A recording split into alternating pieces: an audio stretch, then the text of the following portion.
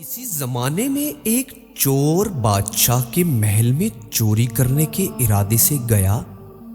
रात का वक्त था और महल के एक कमरे से बादशाह और उसकी बीवी की गुफ्तगू की आवाज आ रही थी। वो खड़े होकर सुनने लगा।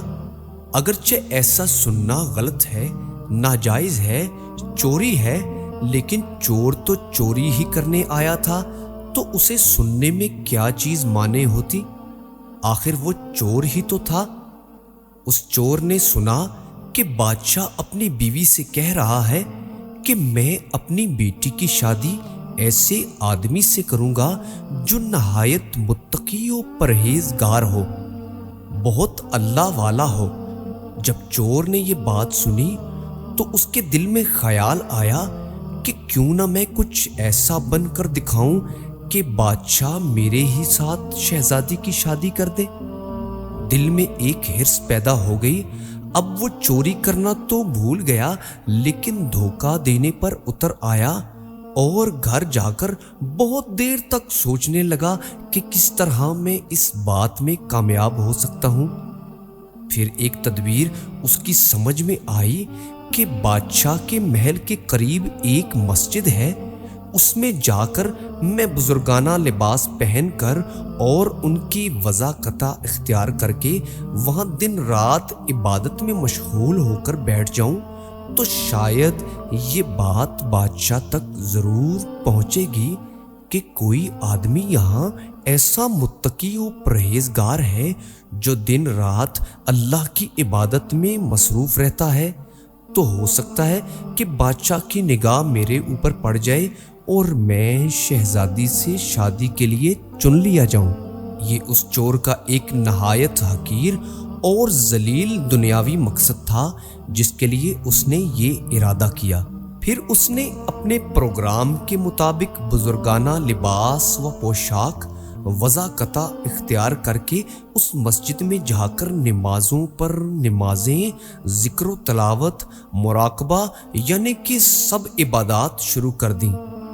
दिन गुजरते रहे और लोगों में शोहरत होती गई कि कोई अल्लाह के बहुत बड़े वली यहाँ आ गए हैं जो दिन रात इबादत करते हैं।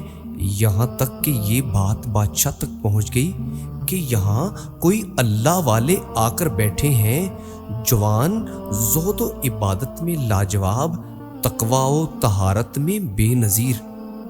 जब बादशाह को ये बात मालूम हुई तो उन्होंने अपने इरादे के मुताबिक गौर व फिक्र शुरू कर दिया कि शहजादी के मुतल्लिक जो सोचा था उसके लिए उसी का इंतखाब क्यों ना कर लिया जाए। बादशाह ने इस सिलसिले में गुफ्तगू के लिए अपने वजीर को भेजा। वजीर उस शख्स के पास मस्जिद में पहुंचा और बाअदब होकर उससे कहा कि मैं आपकी खिदमत आलिया में बादशाह की तरफ से एक पैगाम लेकर आया हूँ। उसने पूछा कि क्या पैगाम है। वजीर ने बताया कि बादशाह ने कई साल पहले ये फैसला कर लिया था कि वो अपनी बेटी का निकाह एक ऐसे शख्स से करेंगे जो बड़ा मुत्तकी व परहेजगार हो, अल्लाह वाला हो और उसकी तलाश में थे। उनकी जो नजर गई तो नजरे इंतखाब आप पर ही आकर रुक गई है, लिहाजा बादशाह ने मुझे भेजा है कि इस सिलसिले में आपसे गुफ्तगू करूं।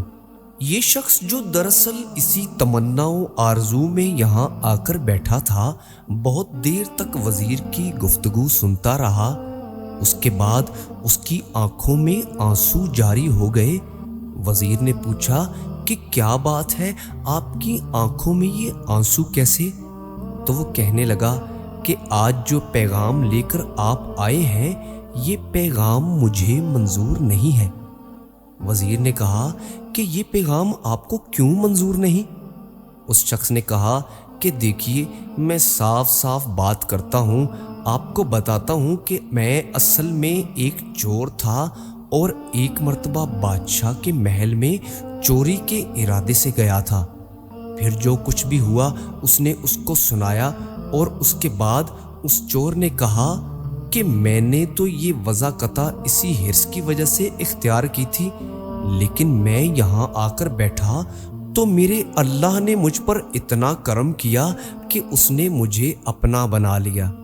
اب بس اس کے بعد مجھے اور کسی کے پاس جانے کی ضرورت نہیں اور نہ مجھے کسی کی ضرورت ہے۔ میرے لیے میرا اللہ ہی کافی ہے۔ اب میں پہلے والا وہ چور نہیں رہا۔ اللہ کے مجھ پر بڑے احسانات ہیں۔ اب میں اللہ کے ساتھ لو لگا بیٹھا ہوں۔ آپ بادشاہ سلامت سے میری طرف سے عرض کیجئے گا کہ وہ اپنی بیٹی کے لیے کسی اور نیک انسان کا رشتہ تلاش کر لیں۔ اب مجھے اپنے اللہ کے سوا کسی کی ضرورت حاجت نہیں۔